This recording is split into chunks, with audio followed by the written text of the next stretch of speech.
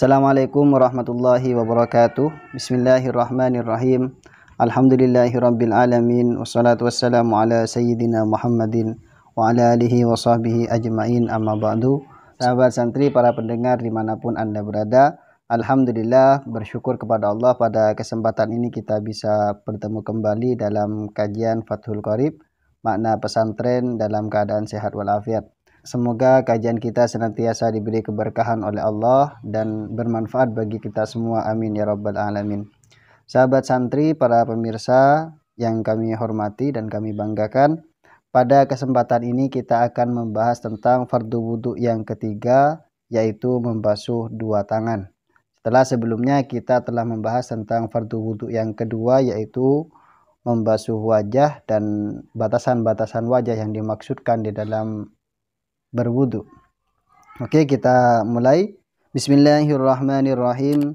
Wasalisu utawi kang kaping telu iku ghuslul yadaini, masuhi tangan luru, ilal mirfaqaini serta sikut luru. Fa illam yakun moko lamun ora ono iku lahu kaduwe mutawaddi apa mirfaqani sikut luru, uktubira moko diwilang-wilang apa qadruhuma kira-kira di mirfaqani. Wajib bulan wajib apa ghusluma masuhi perkara alal yadaini ing atase tangan loro, min sya'rin saking wulu, wasil atin lan uci-uci, wa usbu'in zaidatin lan dritikan tambah, wa adhafira lan pira-pira kuku. Wajib bulan wajib apa izalatu mangilangaken perkara tahtaha kang ana ing ngisore adhafir, min wasakhin saking kotoran, yamna'u kang nyegah apa wasakhin usulal ma'i ing temukani banyu ilaihi maring ma tahtaha. Artinya fardu wudhu yang ketiga yaitu membasuh tangan beserta kedua siku. Artinya fardu wudhu yang kedua itu membasuh dari mulai ujung jari sampai kepada dua siku. Itu batasan tangan yang wajib dibasuh ketika kita melaksanakan wudhu. Namun seperti juga di dalam pembahasan wajah, tidak atau sunnah bagi kita atau bahkan wajib kemarin kita bahas itu membasuh lebih daripada mirfaqani agar benar-benar yakin dan pasti bahwa air telah merata sampai kepada mirfaqani. Kalau kita paskan, khawatir ada beberapa bagian yang kita anggap sudah terbasuh ternyata belum terbasuh. Maka dari itu penting kita membasuh lebih sedikit sampai ke pertengahan daripada lengan di sini, itu agar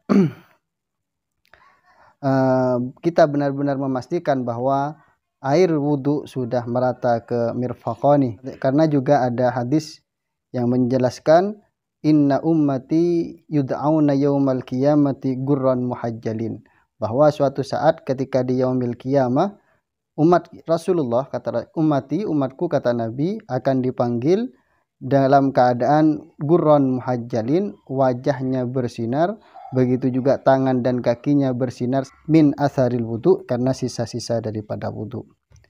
Fa illam yakun lahu mirfaqani u'tubira qadruhuma. Apabila mutawaddi atau ada seseorang yang tidak mempunyai sikut, artinya tangannya merata, tulang terus semuanya, maka batasan wudhu sampai mana batasan membasuh tangan? Maka u'tubira qadruhuma, diperkirakan biasanya sikut itu sampai di mana, disitulah batasan wudhu atau batasan mirfaqani bagi orang yang tidak mempunyai mirfaqani. Misal pada umumnya antara ujung jari sampai kepada sikut ini biasanya jaraknya katakanlah 30 cm atau setengah meter misalnya, seperti itu. Maka yang harus kita basuh ya ukuran setengah meter itu, apabila umumnya ukuran daripada ujung jari sampai kepada sikut itu pada umumnya itu setengah meter. Yang jelas apabila ada mutawaddi yang tidak mempunyai siku, maka dia membasuh, dikirakan sikunya itu biasanya sampai di mana kalau umumnya orang mempunyai siku, seperti itu. Wa yajibu ghusluma 'alal yadaini min sya'rin wa sil'atin wa asbu'in zaidatin wa dhafirah. Wajib juga bagi mutawaddi membasuh segala sesuatu yang ada di tangan, baik itu rambut ataupun benjolan yang muncul atau jari-jari yang lebih. Atau misalnya ada seseorang mempunyai jari tambahan, misalnya seperti itu, maka juga wajib dibasuh karena itu termasuk bagian daripada tangan. Begitu juga wajib kita membasuh kuku yang ada di tangan. Jadi wajib kita basuh secara keseluruhan segala sesuatu yang ada di tangan. Nah, itu yang dimaksud dengan wajibu ghuslu ma 'alal yadaini. Kemudian yang sering terjadi ini di lafal setelahnya wajibu izalatu ma tahtaha min wasakhin yamna'u wusulal ma'i ilaihi. Wajib hukumnya juga menghilangkan segala sesuatu atau kotoran yang berada di bawahnya kuku yang dapat mencegah masuknya air sampai di bawah kuku itu. Nah, misal ada orang ada kukunya agak lebih, tidak dipotong misalnya kukunya itu, kemudian di bawahnya itu ada kotoran, itu kan biasa kita jumpai. Nah, kalau kita kira-kira kotoran itu dapat mencegah masuknya air sampai di situ ketika kita wudhu, maka wajib kita hilangkan terlebih dahulu sebelum kita wudhu kotoran itu, agar nanti kita pasti bahwa air itu sudah benar-benar merata sampai kepada apa yang dimaksud dengan tangan yang ada di dalam pembahasan wudhu. Maka kalau kita mau wudhu diperhatikan dulu, khawatir ada di antara sela-sela kuku kita itu ternyata terdapat kotoran yang dapat mencegah masuknya air ke kulit yang berada di bawahnya kotoran tersebut. Maka kita harus membasuh, teman-teman. Jadi kami simpulkan fardu wudhu yang ketiga yaitu membasuh tangan sampai kepada sikut atau beserta sikutnya juga kita basuh. Maka apabila ada mutawaddi tidak mempunyai siku, maka dikira-kirakan umumnya sikunya itu sampai di mana orang pada umumnya mempunyai siku itu.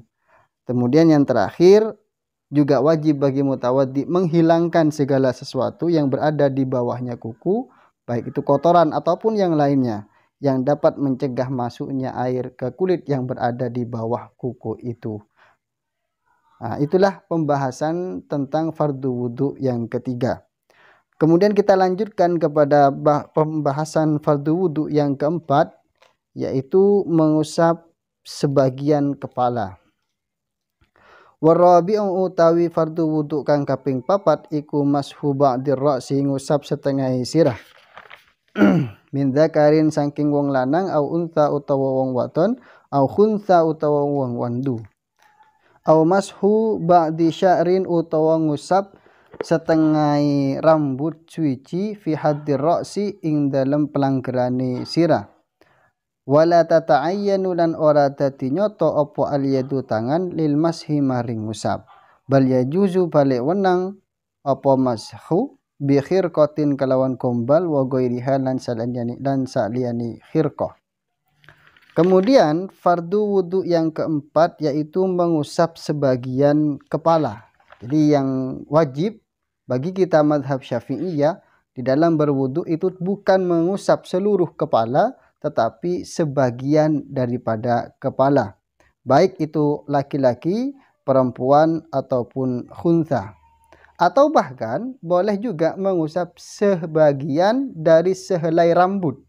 Nah, jadi sebagian dari sehelai rambut yang berada di batasan kepala. Jadi sebagian daripada helai rambut itu boleh atau dianggap cukup di dalam mengusap kepala. Yang penting berada di batasan kepala. Wala tata'ayyanul yadu lil mashi bal yajuzu bi khirqatin wa ghairihima. Dan mengusap kepala di sini tidak harus menggunakan tangan. Boleh kita menggunakan yang lain, bahkan menggunakan kain misalnya. Kita celupkan kain ke dalam air, kemudian kita gosokkan ke kepala kita, itu sudah sah. Atau bahkan pakai alat yang lain itu boleh. Kayu misalnya ataupun yang lainnya. Oke, sebelum saya melanjutkan pembahasan kita, di sini ada yang perlu kita pahami. Kalau ada pertanyaan, kenapa sih harus berbeda pendapat tentang mengusap kepala yang ada di dalam fardunya wudhu itu? Ada yang mengatakan sebagian dari kepala sudah sah, ada yang mengatakan harus dibasuh secara keseluruhan, harus diusap secara keseluruhan kepala itu. Nah, kalau kita baca ayat yang menjelaskan tentang wajibnya membasuh atau mengusap kepala pada saat wudhu, yaitu wamsahu biru'usikum, di situ terdapat ba, lafad pada lafal biru'usikum. Nah, ba yang ada di dalam biru'usikum itulah yang menjadikan ulama berbeda pendapat di dalam menyikapi mengusap kepala ini.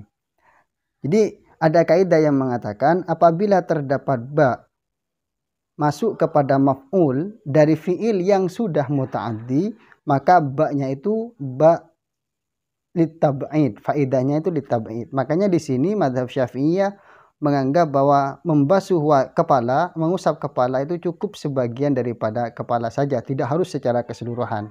Karena dianggap ba-nya itu ba jar yang masuk kepada maf'ul yang memang sudah muta'addi. Jadi wamsahu itu adalah fi'il muta'addi. Kita tahu dalam kaidah sharaf bahwa fi'il itu ada fi'il lazim, ada fi'il muta'addi. Lazim yang dimaksud adalah fi'il yang tidak membutuhkan maf'ul bih, sedangkan muta'addi fi'il yang membutuhkan maf'ul bih.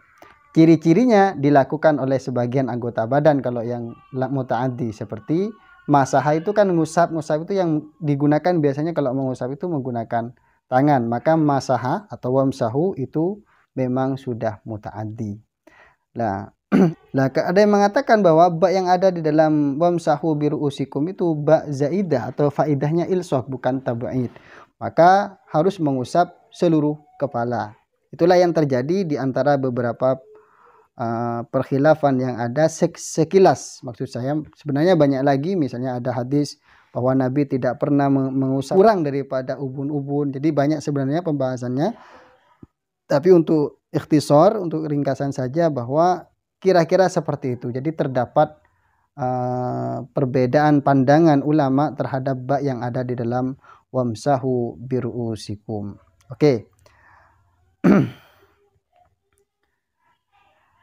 Kami pertajam di sini au mashu ba'di sya'rin fi hadir ra'si, atau mengusap sebagian daripada helai rambut yang ada di kepala. Boleh kita tidak mengusap kepada kulit kepala, tapi cukup kita usap rambutnya. Tetapi rambut ini dengan catatan harus berada di batasan kepala. Kalau rambutnya berada di luar batasan kepala, maka tidak sah kita hanya mencukupkan mengusap rambut yang berada di luar batasan kepala itu. Misal, ada orang rambutnya panjang sampai di bahu ini. Kemudian wudhu hanya mengusap rambut yang ada di sini. Meskipun sampai basah kita usap, kalau yang kita usap rambutnya ada di luar batasan kepala, itu hukumnya tidak sah. Kira-kira seperti itu. Baik teman-teman, kita lanjutkan. Walau gosalalan lamun masuhi sapa mutawaddi ra'sahu ing sirai mutawaddi jaza maka wenang apa goslu ra'sihi. Walau wada'alan lamun deleh atau ya walau wada'alan lamun deke sapa mutawaddi yadahu ing tangane mutawaddi al mablula takang ditelesi walam yuharrik halan orang ngubah-ngubahaken sapa mutawaddi ha ing yadal mablula jaza maka wenang apa wad'u yadihil mablula. Artinya apabila mutawaddi bukan mengusap kepala tetapi membasuh kepala, menyiram kepalanya, maka hukumnya seperti apa? Sah atau tidak? Tetap sah. Jadi kalau misalnya kita tidak mengusap kepala, melainkan kita ambil air satu cawan kemudian dituangkan ke kepala kita, misalnya pada saat mengusap kepala, itu kan tidak mengusap melainkan membasuh. Bagaimana hukumnya? Jazah, hukumnya juga boleh. Beda halnya nanti kalau bagian yang harus kita basuh tapi kita usap. Misalnya membasuh wajah, kemudian kita hanya mengusap wajah, itu tidak sah. Beda dengan mengusap kepala kemudian kita menggunakan atau kita basuh kepala, itu hukumnya jazah. Kemudian apabila mutawaddi tidak menggerak-gerakkan. Kita tahu kan kalau mengusap itu kan biasanya diusap begini. Nah, ini ada persoalan, ada pertanyaan misalnya. Bagaimana hukumnya apabila mutawaddi meletakkan tangannya yang sudah dibasahi dengan air itu di kepalanya tanpa digerak-gerakkan? Kemudian musannif di sini menjawab atau syarah menjawab jazah. Seperti itu pun juga hukumnya boleh. Idza yushtaratu fihi tahrikun, karena di dalam mengusap kepala dalam fardu wudhu itu tidak disyaratkan harus digosok-gosok seperti itu. Mungkin itu teman-teman sahabat santri kaum muslimin dimanapun Anda berada, kajian kita Fathul Qorib makna pesantren fardu wudhu yang ketiga dan keempat. Besok kita akan masuk kepada fardu wudhu yang kelima, yaitu membasuh kaki, dan juga fardu wudhu yang keenam yaitu tertib. Itulah dari kami, mudah-mudahan bermanfaat. Apabila ada kesalahan kami mohon maaf yang sebesar-besarnya. Wassalamualaikum warahmatullahi wabarakatuh.